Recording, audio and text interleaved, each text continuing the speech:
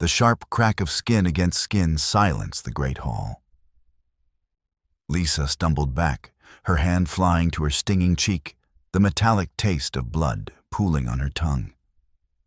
Before her stood David, her fated mate, the Alpha King, his chest heaving with misplaced rage. Behind him, clutching his arm with feigned terror, was Sienna. "You will never speak to her that way again," David snarled, his eyes flashing a cold, unfamiliar gold. He hadn't just chosen another woman. He had struck his Luna for her. The pack watched in suffocating silence. Lisa didn't cry. She straightened her spine, slowly lowering her hand. "I won't," she whispered, her voice carrying an icy finality that made the ambient temperature drop. "Because I will never speak to either of you again." The silence in the great hall did not break as Lisa turned on her heel. The sound of her boots clicking against the polished marble floor echoed like a gavel striking wood, finalizing a verdict no one had anticipated. She didn't run. She didn't look back. Her posture was rigidly perfect, a stark contrast to the chaotic shattering of her soul.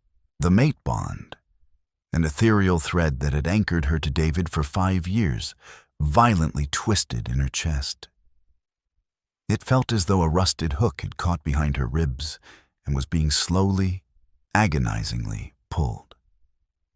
She swallowed the bile rising in her throat, keeping her chin raised until she passed the heavy oak doors of the royal wing. Once inside their shared chambers, his chambers now, the facade cracked, but only slightly.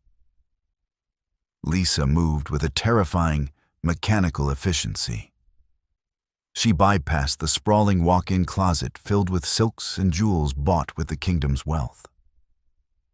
Instead, she knelt beside the heavy oak chest at the foot of the bed. Pulling out a battered leather duffel bag she hadn't used since her days as a border patrol warrior, long before David was crowned king, she packed 3 pairs of dark denim, durable shirts, thermal layers, and a pair of worn combat boots. No jewelry, no dresses. Nothing that bore the crest of the Silver Moon pack. The door clicked open. The scent of rain-washed pine and ozone flooded the room, thick and suffocating. "David." "Lisa, stop being dramatic." His voice was low, laced with the exhausted patience of a parent reprimanding a difficult child. He leaned against the doorframe, arms crossed. He didn't look apologetic. He looked annoyed. "You pushed her. Sienna is a fragile omega. She doesn't have your resilience. You forced my hand." Lisa paused, holding a heavy wool sweater. She didn't turn around. The skin of her left cheek throbbed, a hot, spreading fire that felt like a brand. Fragile. Sienna had systematically dismantled Lisa's authority over the past 6 months, whispering poison in David's ear, playing the victim while orchestrating the exile of Lisa's closest allies. "I told her to stop sitting in the Luna's chair during council meetings," Lisa said, her voice eerily calm. "That is not pushing. That is enforcing the ancient laws you swore to uphold." "It's just a chair," David snapped, taking a step into the room. "She likes the view of the gardens from there. Why must you turn everything into a battle of dominance? You're my mate, Lisa. Your position is secure. Why can't you just show a little grace?" Lisa finally turned. The words died in David's throat. Perhaps it was the stark lack of tears in her eyes, or the dark, bruising imprint of his hand already blooming across her pale skin. For a fleeting second, the golden dominance in his eyes flickered, replaced by a ghost of horror at what he had done. But his pride, a beast far larger than his conscience, quickly swallowed it. "Put the bag away," he commanded, using the alpha timbre, a subtle frequency meant to compel submission. Lisa felt the vibration in her bones. But the mate bond, damaged by his physical betrayal, offered a strange insulation. She zipped the duffel bag closed. The metallic sound was deafening in the quiet room.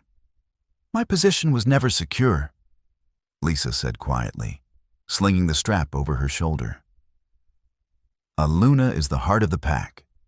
You just struck the heart to protect a parasite. You've already made your choice, David. I am simply making mine. You can't leave," he scoffed, though a thread of uncertainty tightened his jaw. "You are bound to me. You won't make it 2 days past the borders before the bond sickness brings you to your knees. You'll come crawling back." Lisa walked toward the door. As she passed him, she didn't flinch, didn't pull away. She simply looked up, her gaze meeting his with the cold, dead emptiness of a graveyard. "I would rather die coughing up my own blood in the neutral zone than spend another night sharing a bed with a coward." She didn't wait for his response. She stepped out of the room, leaving the Alpha King standing alone in his opulent cage. As she descended the servants' stairwell, avoiding the main hall, she felt the first sharp, breathtaking spasm of the severing bond. She stumbled, catching herself on the stone railing.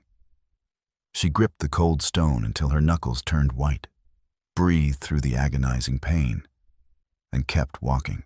The sky wept for her, though Lisa refused to shed a single tear herself.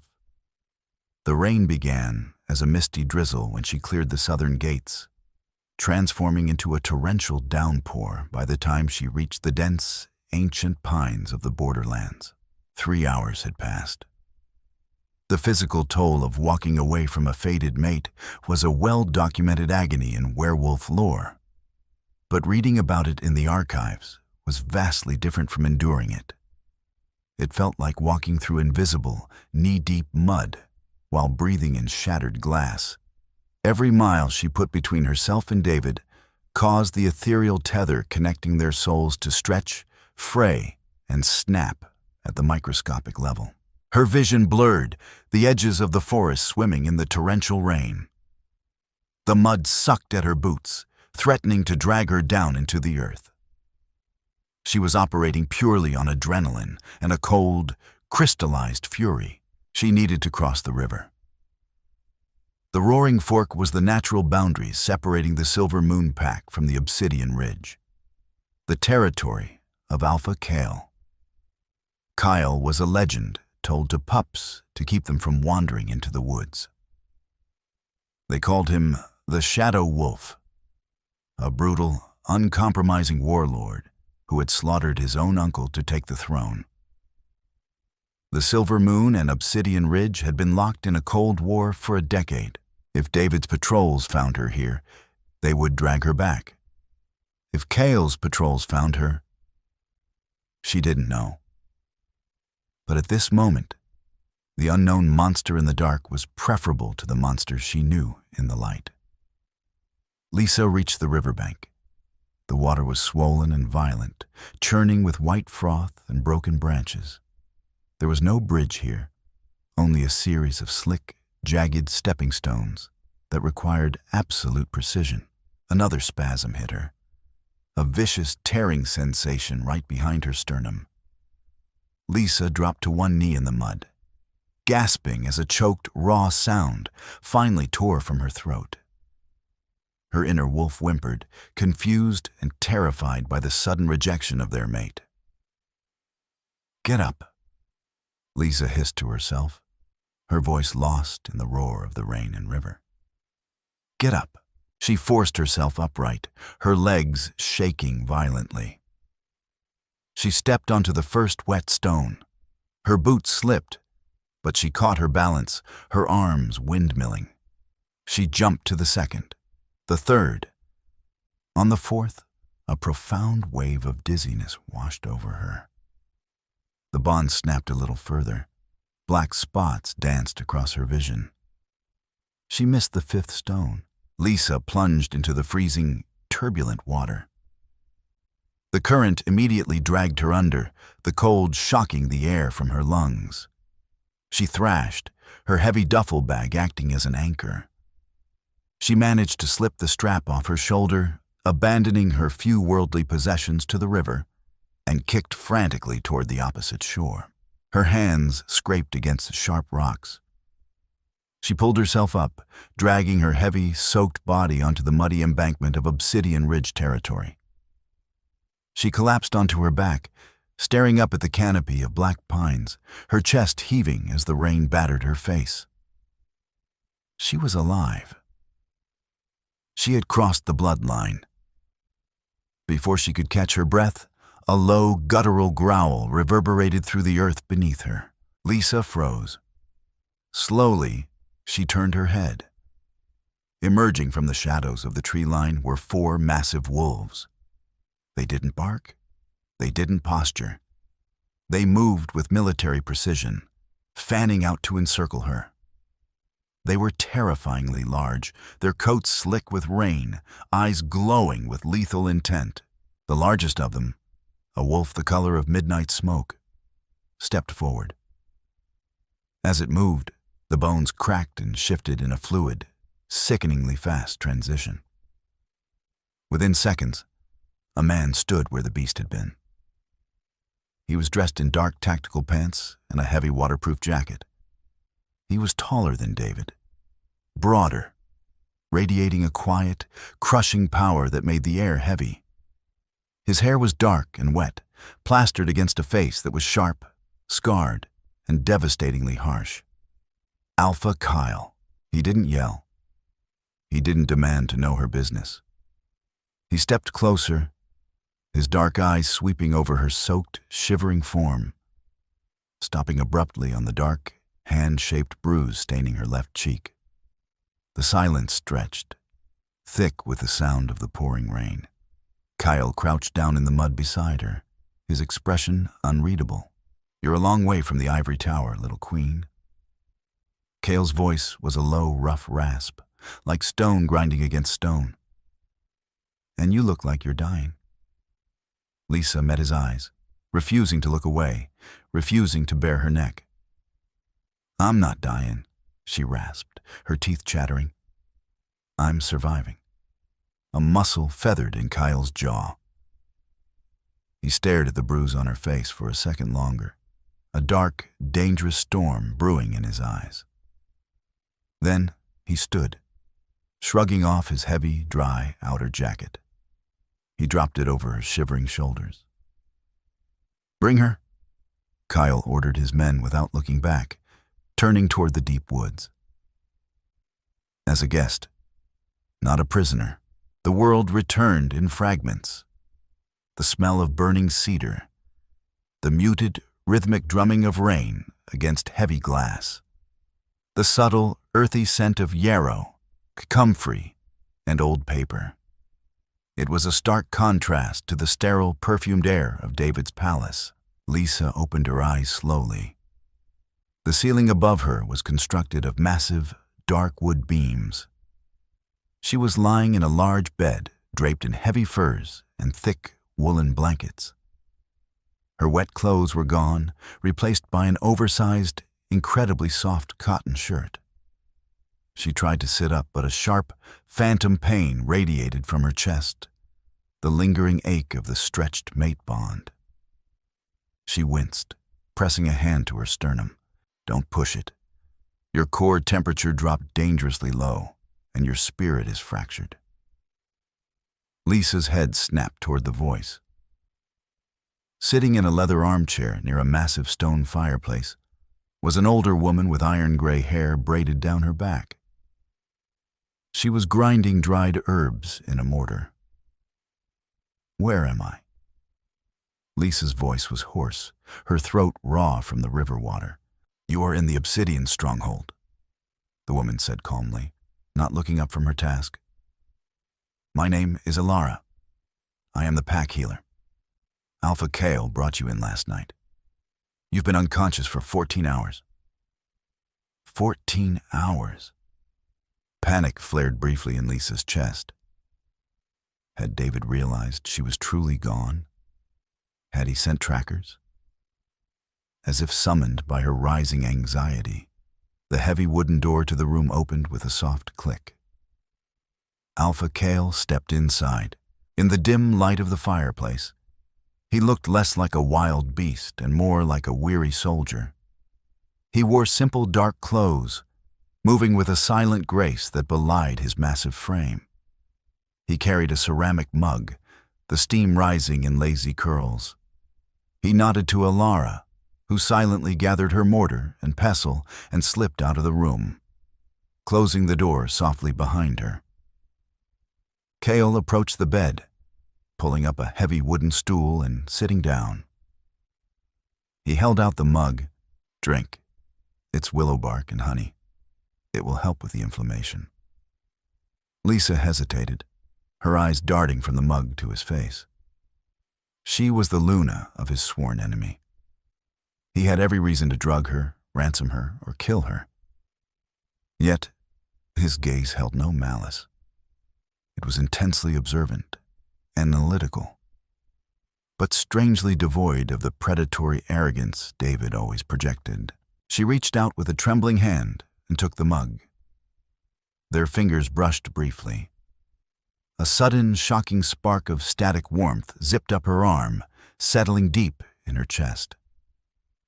Lisa gasped slightly, pulling her hand back to cradle the warm mug. Kyle's eyes narrowed infinitesimally, but he didn't comment on the spark. "Thank you," she murmured, taking a slow sip. It was bitter, but the heat felt miraculous sliding down her raw throat. "My border patrols found pieces of a leather bag washed up on the riverbank," Kyle stated, his voice a low, soothing rumble. "Nothing salvageable. You crossed the roaring fork during a flash flood. That is either incredibly brave or incredibly foolish." "It was necessary," Lisa said. Keeping her gaze on the dark liquid in her mug, Kyle leaned forward slightly, resting his forearms on his knees. "I know who you are, Lisa.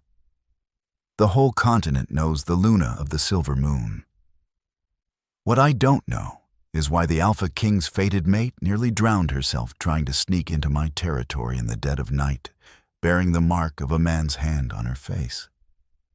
The bluntness of his words made her flinch. She instinctively reached up, her fingers grazing the tender, swollen skin of her cheek.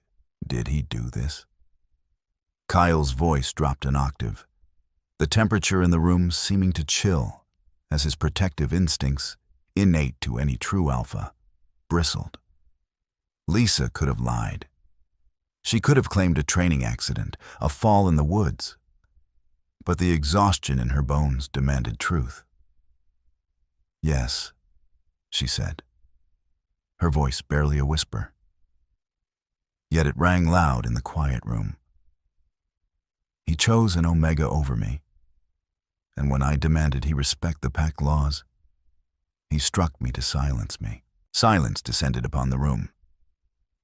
It wasn't the suffocating, oppressive silence of David's great hall. It was a heavy, contemplative quiet. Kale stared at the fire, the orange light dancing across the pale scars on his jaw. "And so you left." Kale didn't frame it as a question. He understood. "I left," Lisa confirmed, lifting her chin, finding a fraction of her old strength. "I have nothing. No pack, no title, no clothes, but what I am wearing. If you intend to use me as a hostage to negotiate with David, I must warn you, he won't bargain for me. He believes I will crawl back when the bond sickness becomes too great." Kyle slowly turned his head to look at her. The intensity in his dark eyes pinned her in place. "I do not take hostages, Lisa, and I do not bargain with cowards who strike their mates," Kyle said softly. He stood up, towering over the bed. Yet Lisa felt not an ounce of fear. "You are not a prisoner here. You are under my roof and under my protection. Rest. Let the bond sever. You are safe in the shadows." As he walked toward the door, Lisa felt something shift within her. The agonizing pull from the east, where David was, still burned. But here, in this room, grounded by the quiet strength of the shadow wolf, she felt the first tiny ember of something entirely new. The bond sickness did not arrive like a thief in the night. It crashed over Lisa like a tidal wave of shattered glass. By the evening of her second day at the Obsidian stronghold, the dull ache in her chest mutated into a violent, tearing agony. It was the physical manifestation of a soul being ripped in half. She lay thrashing in the heavy fur-lined bed, soaked in a cold, sour sweat. Her internal temperature plummeted, then spiked, her wolf howling in the dark recesses of her mind, disoriented by the sudden, terrifying void where David's presence used to reside. "Hold her down." Alara's voice cut through the hazy red mist of Lisa's delirium. "If she thrashes, she'll tear a muscle. The fever is boiling her from the inside out." Firm, calloused hands pinned Lisa's shoulders to the mattress. They were too large to be the healers. Through the blurred, feverish lens of her vision, Lisa saw the sharp, scarred jawline of Alpha Kale. He wasn't using his alpha command to force her submission. He was simply using his physical strength to anchor her to the earth, while her spirit threatened to tear itself apart. "Breathe, Lisa." Kale's rough baritone vibrated right through her skin, a low, steady thrum that rivaled the chaotic storm in her veins. "The tether is snapping. Let it go. Stop fighting the break." "It burns," she choked out, her back arching as a phantom blade twisted between her ribs. She blindly reached out, her fingers digging desperately into Kale's forearm. She expected him to pull away. David hated the display of weakness, hated when she clung to him. Instead, Kale shifted his weight, sitting on the edge of the bed. He uncurled her white-knuckled grip from his arm and took her hand in both of his. "I know," Kale murmured, his dark eyes fixed intensely on her pale face. "A severing is worse than a physical death. But you will survive this. You are stronger than the man who broke it." As he held her hands, that strange, static spark she had felt the night before returned. It wasn't the suffocating, demanding pull of the fated mate bond she shared with David. It was something different. A subtle, grounding warmth, like placing a hand on a sun-baked stone after a long winter. It seeped into her skin, momentarily soothing the frantic, terrified pacing of her inner wolf.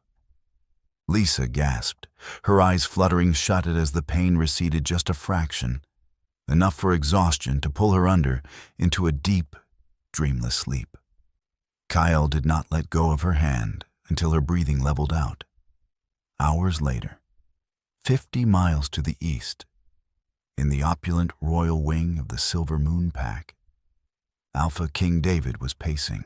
"It's been 3 days, David snapped, kicking a velvet ottoman across the room. It shattered a crystal vase against the wall. She shouldn't be able to stay away this long. The bond sickness should have driven her mad by now. She should be crawling back to the gates. Sienna lounged on the edge of the massive 4-poster bed, wearing one of Lisa's discarded silk robes. She carefully filed a manicured nail, feigning a sympathetic sigh. "Perhaps she found somewhere to hide, David. You know how stubborn she is. She's just trying to embarrass you. Making a spectacle to prove a point."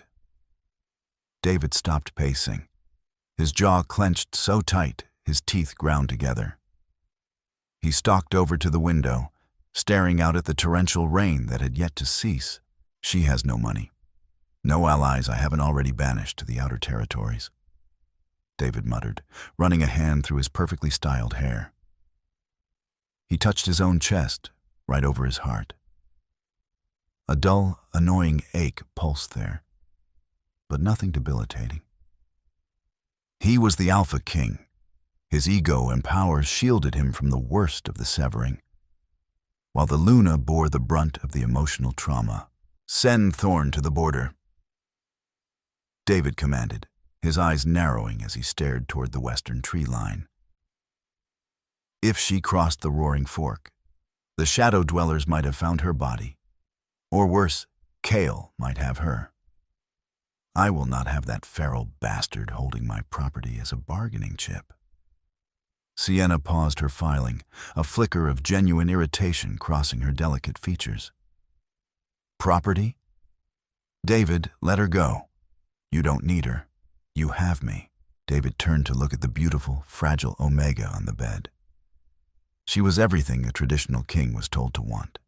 Submissive, adoring, completely dependent.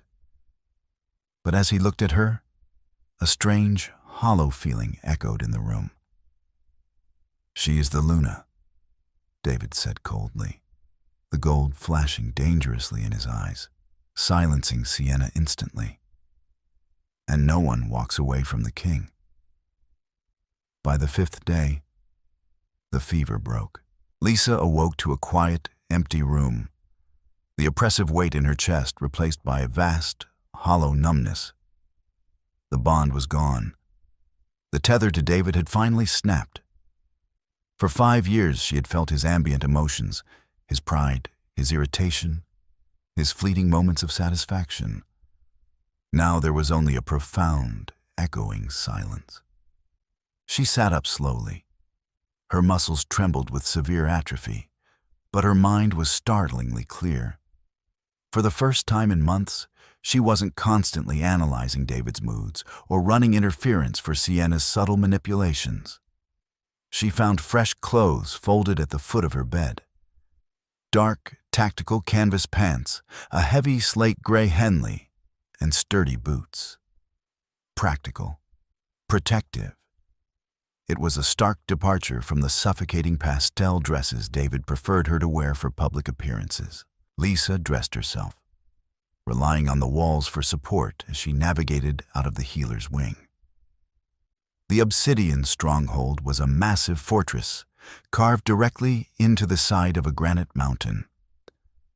There were no sweeping marble staircases or gilded chandeliers. The halls were lit by iron sconces, the air smelling of wood smoke, sharpened steel, and old pine. It was a place built for war, not for show. She followed the low murmur of voices echoing down a wide, stone corridor.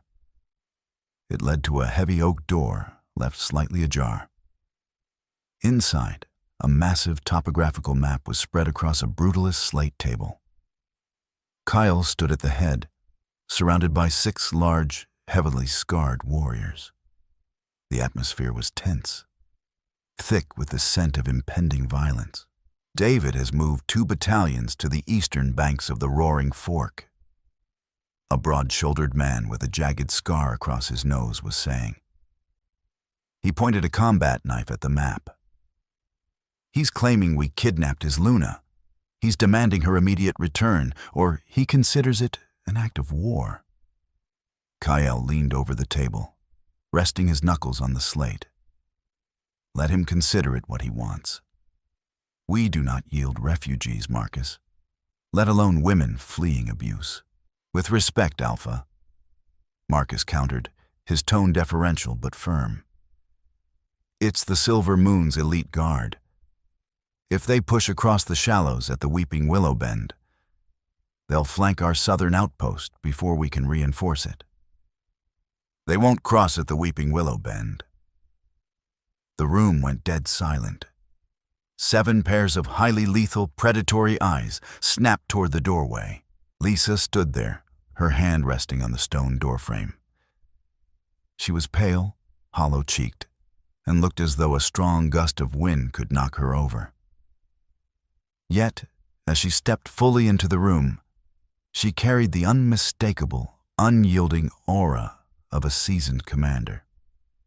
Marcus stepped forward, a growl building in his chest at the intrusion. But Kale raised a single, commanding hand. The growl died instantly. Kale looked at Lisa, his dark eyes unreadable, but a flicker of deep, Genuine curiosity danced in the obsidian depths. "You should be in bed." "I've spent enough time in bed while other people decide my fate," Lisa replied, her voice raspy but steady. She walked slowly toward the table. The warriors instinctively parted for her, unsettled by the cold, tactical deadliness in her eyes. She stopped beside Kyle, looking down at the map. It felt strange to stand shoulder to shoulder with the Shadow Wolf. Yet it felt infinitely more natural than standing behind David's throne. "You think they won't cross at the shallows?" Kyle asked, his voice a low rumble. He wasn't patronizing her. He was genuinely asking. David would have backhanded her for speaking out of turn in a military council. Lisa pushed the phantom sting from her memory. "David's lead commander is General Vance," Lisa stated, tracing a finger along the blue line of the river. "Vance is deeply traditional and fiercely arrogant. The Weeping Willow Bend is heavily muddy this time of year. Vance won't drag his elite guard through a swamp because it ruins the psychological intimidation of their pristine white armor. He relies on shock and awe." She tapped a narrow gorge 3 miles north of the bend. "He will cross at the Jagged Narrows," Lisa said with absolute certainty. "It's a harder crossing, but the terrain is rocky and solid. It allows his battalions to march in perfect formation right up to your tree line. It looks better. And David always prioritizes how things look." The warriors stared at her in stunned silence. Marcus looked at the map, then up at Cale, a grudging respect dawning in his eyes. "It's a bottleneck," Marcus murmured, the tactical possibilities turning in his head. "If they cross at the Narrows, they have to march single file for a quarter mile." "Exactly," Lisa said, looking up to meet Cale's gaze. "You don't need to reinforce the southern outpost. You just need 3 archer units positioned on the ridges above the Narrows. You can pin his entire elite guard down without drawing a single blade." Kyle stared at her. The silence stretched, heavy and electric. Slowly, a dark, devastatingly handsome smirk touched the corner of Kyle's mouth. "Pull the men from the south," Kyle ordered Marcus, his eyes never leaving Lisa's. "Set the archers at the Narrows. And Marcus?" "Yes, Alpha?" "Bring a chair for our guest. She's staying for the rest of the meeting." The rain had finally stopped, leaving the air biting and sharp with the scent of wet granite. The courtyard of the obsidian stronghold was a sprawling expanse of packed earth, surrounded by imposing, spiked iron gates. Lisa stood on the elevated stone dais of the stronghold's entrance. To her left stood Kale, a silent, immovable monolith in dark armor, his presence a heavy, protective cloak over the entire courtyard.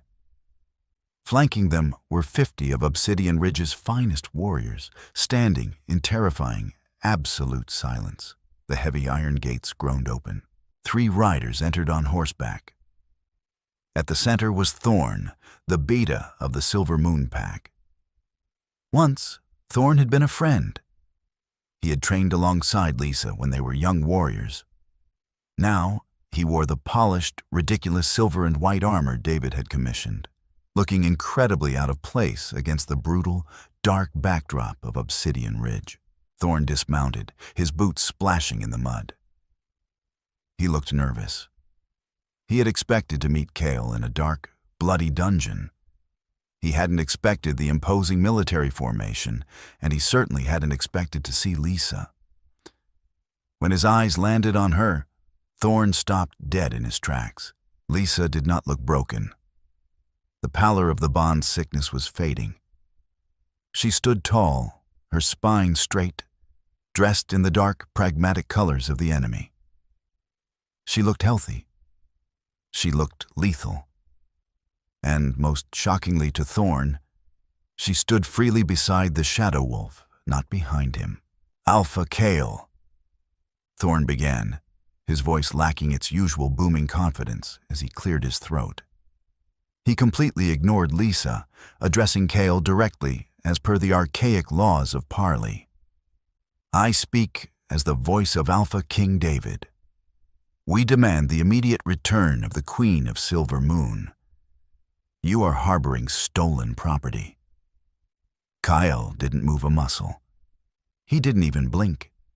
He simply let the silence stretch until Thorn shifted uncomfortably under the crushing weight of the Alpha's stare. I harbor no property. Kyle's voice was dangerously quiet, yet it carried across the courtyard like rolling thunder.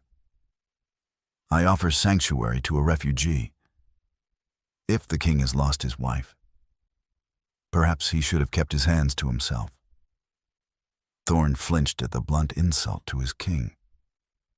He finally turned his gaze to Lisa, attempting to project an air of stern disappointment. Lisa, the king is willing to be merciful, Thorn said, his voice taking on a placating, condescending tone. He understands you were emotional. If you return with me now, publicly apologize to Sienna, and submit to a month of isolation to reflect on your actions, he will reinstate your title. Do not make this a war you cannot survive. Lisa felt a cold, bitter laugh bubble up in her throat. Merciful. She looked at Thorn, really looked at him, and saw exactly what the Silver Moon had become. A pack of perfectly polished sycophants serving a narcissistic tyrant. Thorn, Lisa spoke, her voice ringing out clear and cold as a winter morning. Tell your king that my title was Luna, not a dog to be kicked and called back when he needs to maintain appearances. Tell him the bond is broken. The sickness has passed. I am severed. Thorn's eyes widened in genuine horror. A severing was a mythic tragedy, rarely survived, let alone recovered from so quickly. Lisa, you are out of your mind. You are his fated mate. You belong to him. By the authority of the king, I command you to come here. Thorn pushed his meager beta aura outward, attempting to compel her with an order carrying David's delegated authority. It was a fatal mistake. Before the weak wave of compulsion could even brush against Lisa, Kale moved. It wasn't a step. It was a blur of violence. In a fraction of a second, the shadow wolf was off the dais and standing inches from Thorn. Kale released his alpha aura. It didn't push. It crushed. The air pressure in the courtyard plummeted. The horses screamed and reared, tearing their reins from the hands of the other two Silver Moon guards. Thorn was driven to his knees instantly, the breath violently expelled from his lungs as if he had been struck by a falling oak tree. You do not command anything in my territory. Kale snarled, the sound vibrating the pebbles on the ground. His eyes were entirely black, the wolf pushed perilously close to the surface. And you do not speak to her.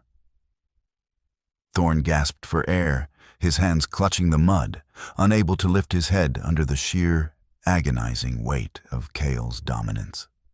Kale looked down at the trembling beta, his voice dropping to a terrifying, deadly whisper. Go back to your coward king. Tell him Lisa of Nopak is under the protection of the Obsidian Ridge.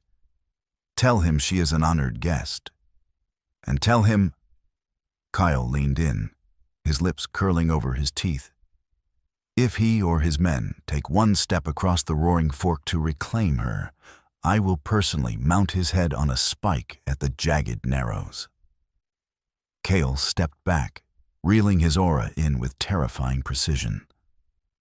Thorn collapsed onto his hands, coughing violently. Get out of my sight, Kale ordered. Thorn didn't look at Lisa again.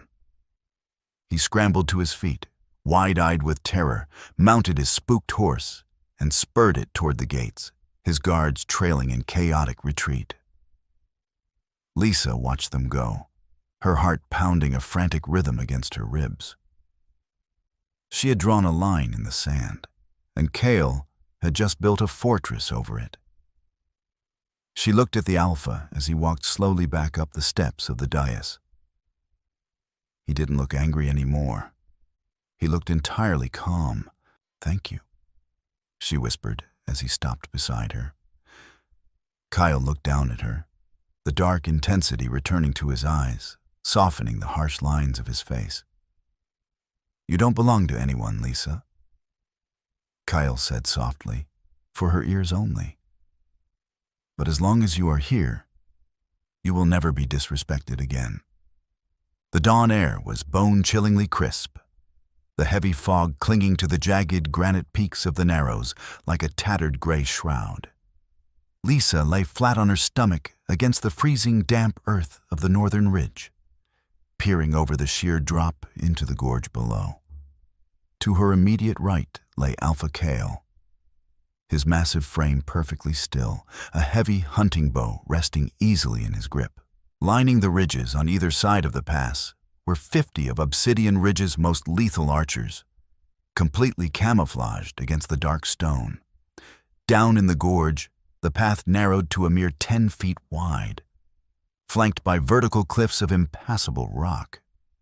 "They're on time," Kyle murmured, his voice barely carrying over the distant rush of the river. Below them, the mist began to part, sliced open by the gleaming, immaculate white armor of the Silver Moon's elite guard. At the helm of the formation rode General Vance, exactly as Lisa had predicted. But it was the figure riding slightly behind Vance that made Lisa's breath hitch in her throat. David. The Alpha King had come himself. He wore his ceremonial silver breastplate, a ridiculous, ostentatious display of wealth that caught whatever meager sunlight managed to pierce the fog. He looked furious, his jaw set in a rigid, unforgiving line. He had clearly dismissed Thorne's warning as a bluff and marched his vanguard straight to the border to exact his vengeance. Lisa felt a cold, clinical detachment wash over her. 5 days ago, seeing him would have triggered a paralyzing wave of submission or a desperate ache of betrayal. Now, looking down at the man who had struck her to appease a manipulator, she saw only a foolish commander marching his men into a slaughter. "He brought the king's guard," Marcus whispered from Kyle's left. 200 men, single file. "Let them get halfway through the choke point," Kyle ordered softly, the command rippling down the line through subtle hand signals. The Silver Moon soldiers marched with arrogant confidence. They didn't look up. They were so accustomed to the superiority of their pristine armor and their king's reputation that they forgot to check the shadows. When the vanguard reached the exact center of the Narrows, Kale stood up. He didn't roar.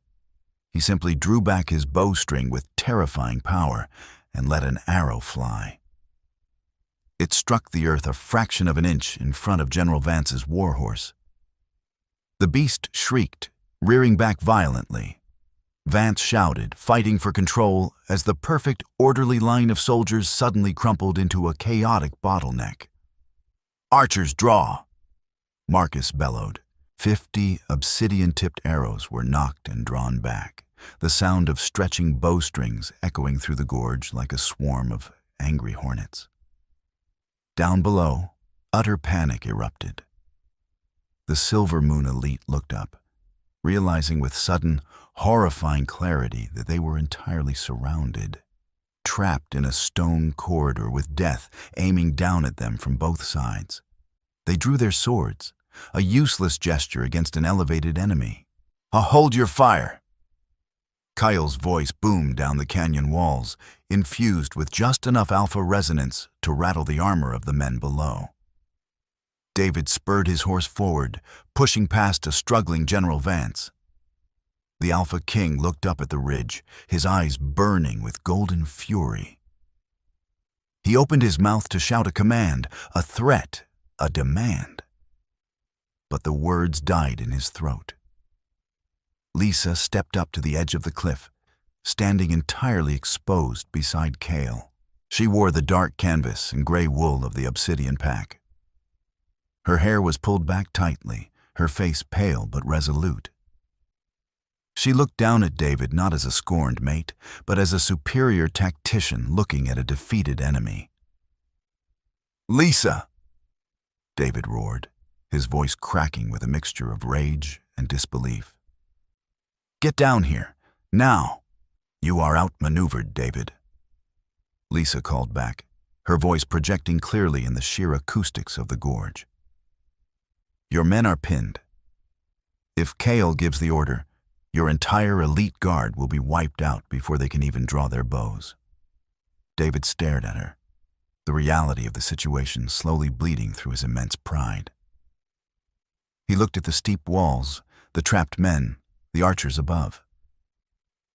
You told him." David spat, realization twisting his features into something ugly. "You gave him our crossing." "I gave him the crossing of an arrogant fool who cares more about keeping his boots clean than protecting his men." Lisa replied coldly. "Stand down, David." Kyle's voice rumbled, heavy with lethal promise. "Turn your men around. If a single Silver Moon soldier takes one more step north, I will turn this gorge into a graveyard. And I will start with your general." David's hands shook on his reins. To retreat was to admit utter defeat. To advance was suicide. He looked at Lisa, expecting to see a flicker of hesitation, a plea for him to save her. But her eyes were like frozen lakes, unreflective and dead to him. With a guttural scream of absolute fury, David yanked his horse around. "Fall back!" he screamed at his men. "Fall back!" Lisa watched them scramble, their perfect white armors smeared with mud as they retreated in humiliating chaos. Beside her, Kale slowly lowered his bow. He didn't cheer. He simply looked at Lisa, profound respect burning in his dark eyes. The great hall of the Obsidian stronghold roared with the sound of clashing tankards and deep, rumbling laughter. The victory at the Jagged Narrows had been bloodless, a testament to strategy over slaughter, and the warriors were celebrating. Lisa sat near the massive hearth, nursing a cup of spiced cider. Every few minutes, a scarred warrior would approach, offering a respectful nod or murmured word of thanks. Marcus had even brought her a plate of roasted venison, awkwardly addressing her as Lady Tactician.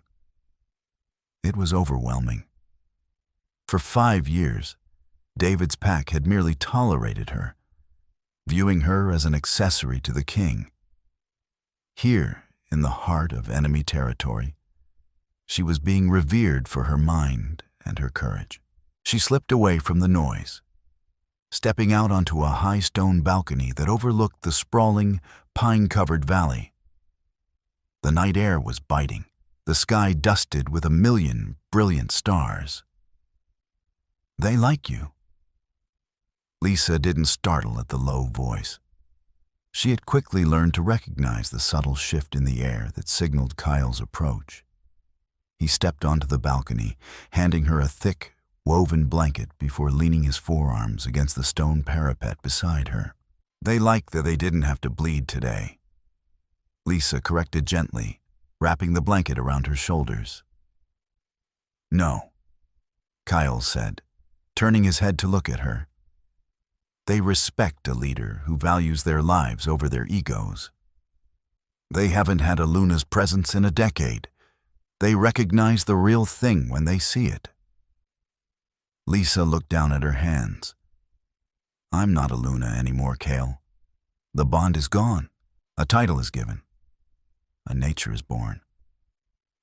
Kyle murmured softly. He shifted, his broad shoulder brushing against hers.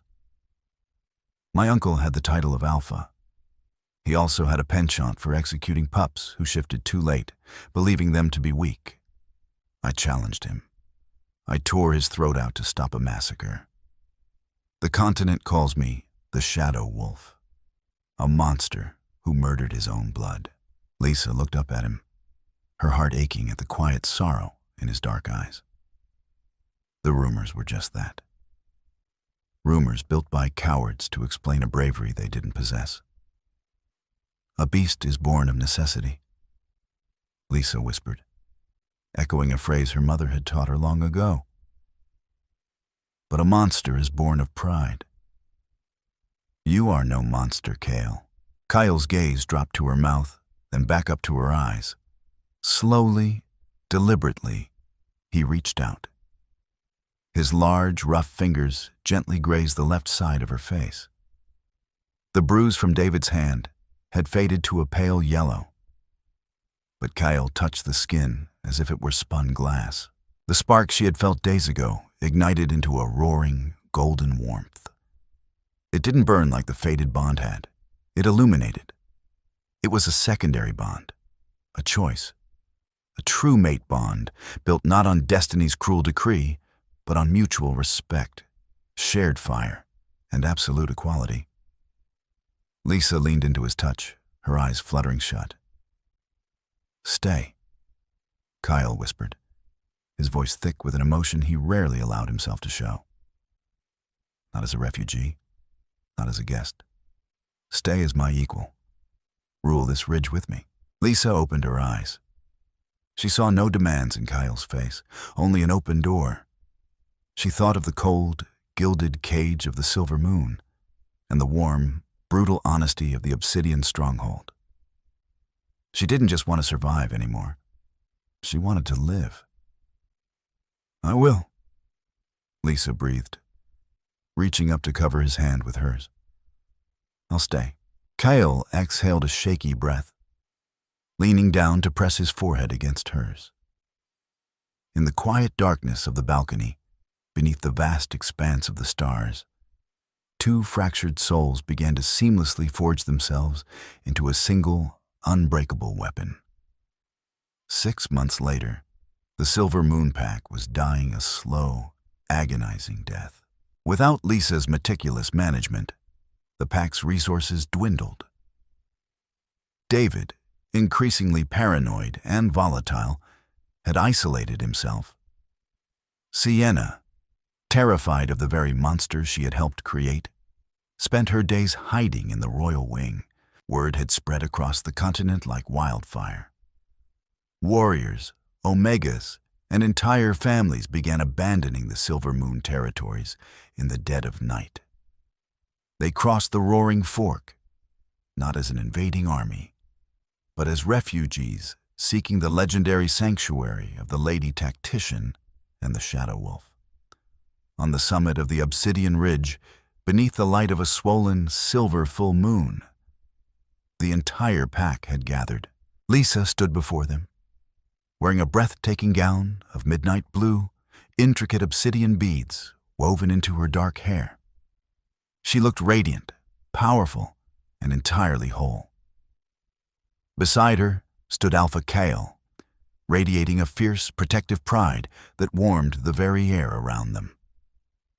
Elder Alara stepped forward, holding a simple crown woven from heavy pine branches and silver thread. There were no elaborate vows of submission. There was no demand for obedience. Kale took Lisa's hand, lacing his fingers perfectly through hers. He looked out at the massive sea of faces, warriors of the ridge, refugees of the moon, all united under one banner. "We are the shadow that protects the weak, and the blade that severs the corrupt." Kale's voice echoed across the mountaintop. He turned to Lisa, his dark eyes shining with absolute devotion. "I claim no ownership over your soul, Lisa. I ask only to stand beside it in the dark, and I claim no throne but the earth we defend." Lisa replied, her voice clear and strong, filled with the resonant power of a true, awakened Luna.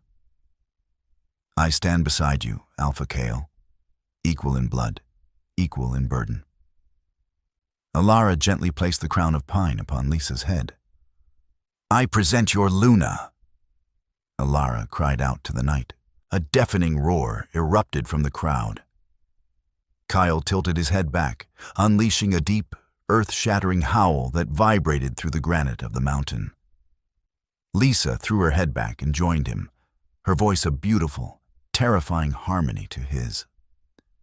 Hundreds of wolves shifted and joined the call, a massive chorus of loyalty and triumph that carried on the wind, sweeping down into the valleys and across the roaring Fork River. Miles away, sitting alone in a dark, empty great hall, David heard the howl. He clutched his chest, where a permanent, hollow void now resided. He realized, with crushing, suffocating clarity, that the day he raised his hand to strike his mate was the day he had unmade his own kingdom. He had slapped a Luna, but he had created a queen. Thank you for reading Her Mate Slapped Her for Another Woman. So she left the pack and became the rival alpha's Luna. Lisa's journey from a silenced, abused mate to a powerful, revered tactician and true Luna is a testament to the strength it takes to walk away from toxic situations and reclaim one's own worth. True power is never found in cruelty, but in mutual respect and the courage to demand better for yourself. If you loved this story of redemption, second chance romance, and fierce pack politics, please like, share, and subscribe for more original werewolf dramas, intense romance, and empowering fictional tales. Let us know in the comments what your favorite moment of Lisa's revenge was.